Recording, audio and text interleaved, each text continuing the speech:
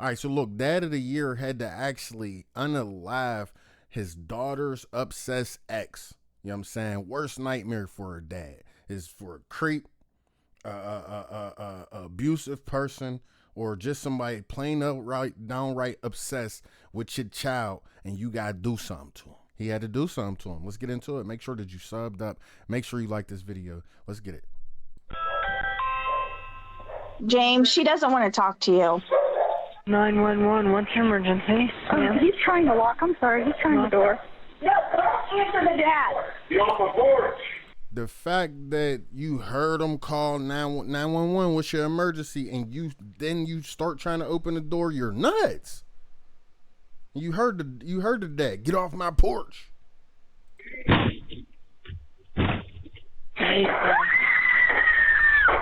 On July 31st, 2022, a family is left shaken after an unexpected visitor refuses to leave when his knocks go unanswered. When he attempts to force his way inside their home, the family scrambles for a way to stop him. The resulting confrontation ends in disaster, with every terrifying moment captured by the Ring camera. The following is based on official police records, and some of the footage has never been seen before.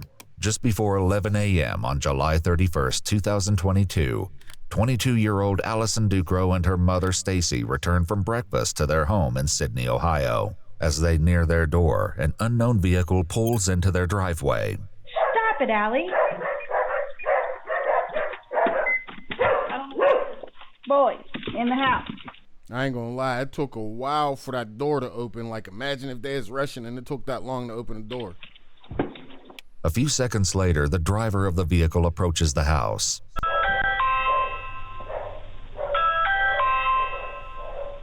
Through the Ring camera on their door, Allison recognizes the visitor as her ex-boyfriend, 22-year-old James Rail. At this point, James has been standing on the Ducro's porch for about 3 minutes. James, she doesn't want to talk to you. James. While James never responds to Stacy, he soon leaves the porch. This may have seemed like the anticlimactic end to the eerie encounter, but unfortunately it was only the turning point in what would soon have a disastrous end. Though he disappears from the view of the Ring camera, James walks around the property. A few minutes later, he's spotted again, returning to the door. Wait, he's leaving. Hey, he's coming back. Nope, I'm calling. James, she doesn't want to talk to you. On the other side of the door, Allison calls 911. 911, what's your emergency? There's some guy on my front porch, and he won't leave, and he's got his hands behind his back, and he won't answer me on the ring. Okay. But he left me a voicemail on my phone last night. He's trying to lock. I'm sorry, he's trying the door. No, don't answer the dad. Get off my porch. Dad, no! Oh my God, can you please hurry? Okay, do you know who he is? Hello? Ma'am? We have guns. We have guns, hey dude. Hey, that putty gotta be fire. You know what I'm saying? Especially she said you left a voicemail last night, bro. So you got to sleep on it and still came like, he woke up like, yeah, I'm on dog shit. I'm going over there, period. Like, you heard him on the phone with the police. You ain't leave. You heard her say we got guns. You still ain't leave, bro. James, no.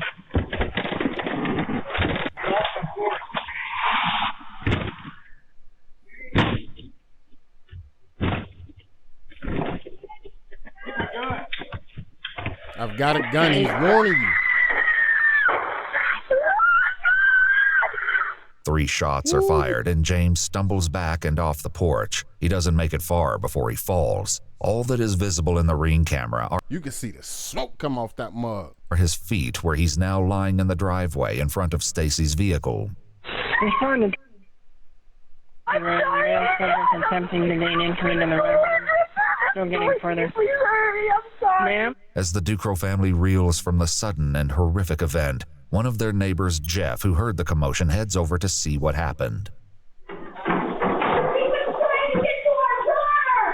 Okay, wait. He's fine. He don't have nothing. He don't have no gun. Don't do anything. Did you shoot him? Yes. Did you shoot him? Hell yeah, we shot his ass. Get the hell back, boy. Okay. He ain't going nowhere. okay. Hey, W neighbor. He said, damn, what happened? You shoot him? He said, yeah. He said, okay. Inside, He ain't Allison has going remained nowhere. on the phone with 911. He broke through the door and my dad shot at him. Ma'am, he shot at him? Yes. Do we know where he is? No. Where is This he? information. Male said they broke through the door. There's been a shot fired. Still getting further. Can you please hurry, please? Yes. I don't know where he is. Did he run or is he still there? I really don't know, ma'am. I'm hiding. Okay, where is your dad? He's at the front door holding it shut. Ma'am, I need you to calm down enough to tell me, has he been shot? I think so. I don't want to look. Please don't make me look. Out front, Jeff is soon joined by his son, and they both take a closer look at where James is lying in the driveway. Dude, I don't. You better hurry up and get an ambulance down here. Oh, my gosh. Yeah, he's about dead. He'll get here. He's dead. So he's having a hard time breathing right now. He's gone. No, he ain't going yet. He's still breathing. I see he's still breathing. He's still breathing. He's having a hard time breathing. Did they hit him in the chest? I don't see any blood. He's still breathing, but barely. Man, stop staring at this He's man, still bro. breathing, I but hear him. barely. He's dead. He died. Just before the police arrive, Allison and her father Mitch can be heard speaking over the 911 call. No, I'm not mad at you. Thank you. Come here. I'm okay.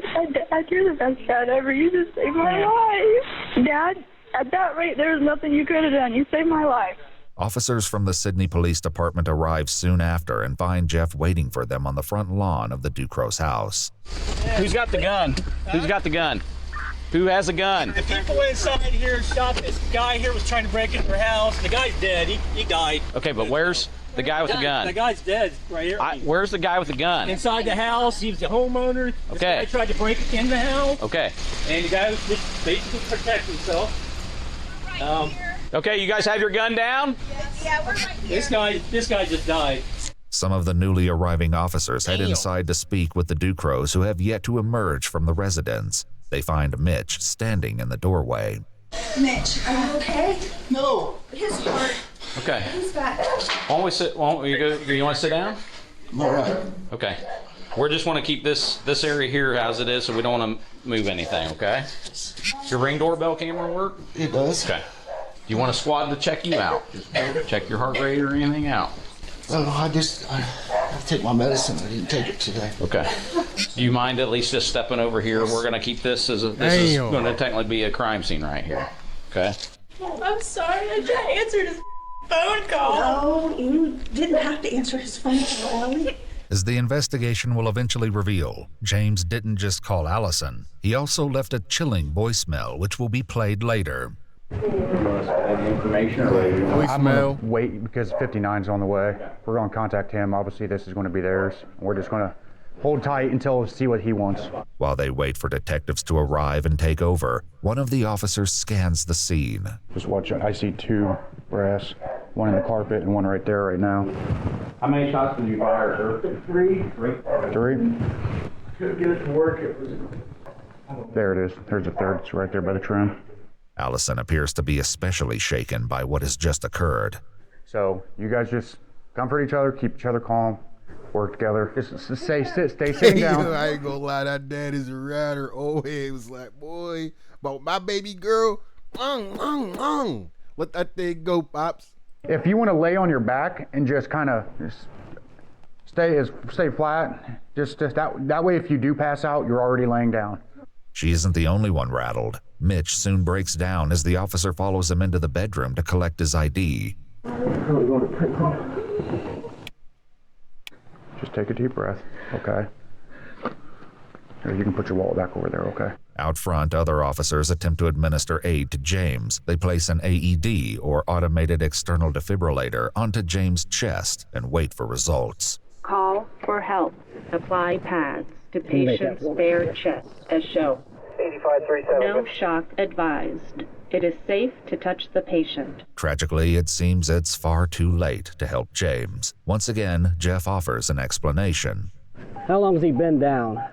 He's been there for a good 10 minutes. Okay, we're not doing anything. Yeah, I watched about 7 or 8 minutes ago, take his last couple breaths. That was it. He died. This is his car running right here. He tried to kick in the back door, and then he came around the front, and he tried to get it there. Bring me, you got a blanket? He's 16. 22-year-old James Rail is declared dead at the scene. Inside the house, Allison informs the officer that she has a heart condition and is having chest pains. Emergency services are notified and begin heading to the home. Just don't lean on anything to where, because if you pass out, your arms won't hold you up anymore, okay? It isn't long before emergency services arrive, as they'd been on their way before their call was canceled when James was declared deceased. You want just your blood pressure or anything checked, sir? Yeah. I mean, if you're not feeling... It's going to be high, I'm sure. It's expected. Yeah, don't apologize. The Ducros are all medically cleared, and soon the detectives arrive. All right, how we doing? Doing better. Back in the back. Everybody okay in here then? For the most part? Okay. Definitely exciting, huh? Not really. I don't like it. No. It's good to have that ring. It's very good to have that ring because that door makes it look bad. Later that same day, each of the Ducros came down to the police station to retell their version of events. As Allison was the closest to James, she provides much of the background. However, what she shares likely isn't what investigators expect to hear about their relationship. How long did you guys date? Okay, so it was like an on and off thing for a couple of years. Okay. I want to say in total maybe like... Damn, so yeah, he was torn about that snatch, bro. Facts. A year and a half, if we added it all up. Like all through your high school years or after you graduated? It started in high school and then it went out of high school. Okay. Just very briefly. Allison says they remained friends even during the times they were broken up. However, that all changed after their final breakup around 2019, over 3 years earlier. What caused that breakup? He was just being a Okay. Sorry, I'm sorry. We're all adults here. You can say whatever you need to say. He was just being rude all the time, and I was just like, I don't want to put up with it. Was he ever abusive physically or mentally? Well, maybe mentally a little bit. He would just get in my head a bunch. When he got mad, what kind of things? Was he aggressive at all? He would just tell me everything that was wrong with me. He would say that nobody was going to love me anymore. And then the voicemail or the call last night, when's the last time you had talked to him? It was either the beginning of last year or the end of the year before. Allison hadn't. Damn.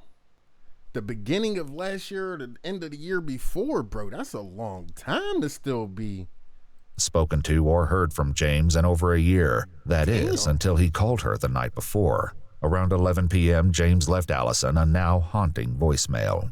Hi, Allie. It's James. I just wanted to reach out to you because I just wanted to see how you're doing and maybe hear from you if that would be all right, I guess. It's been a while since I've talked to you, and I don't know. I feel like it, I don't know what I feel. I do know that I do want to talk to you, though. I do. It'd be nice. It'd be sweet. It's probably late right now, but if you want tomorrow, you could probably give me a call. And yeah, that's about it. Please give me a call back. Thank you. I ain't even gonna lie, he left her a professional ass voicemail. That was like, it ain't give him no, it ain't have nothing to where you would have thought he was coming to be violent or dangerous. Though he didn't respond or say nothing after you said they didn't want to talk, or she didn't want to talk to him, other than kicking in the door. Well, he did start kicking in the door. That was crazy though. Allison never returned his call. Did he call out to you or anything when you got there? No, he literally did not even say a word, which was, it like put my little radars up on. It's not normal. That made me kind of nervous. Went in, got my 9. And the door started popping open. I don't know how he broke the glass to the door because like the jam or whatever splits off. He's starting to get in. The door had to be shut when he shot because the window, it's got the holes through it in the glass. Yeah, but it's definitely forced open. Oh, it's definitely forced. I don't know if it was... Hits and bounces back. Hits, bounces back. Very good chance it did that.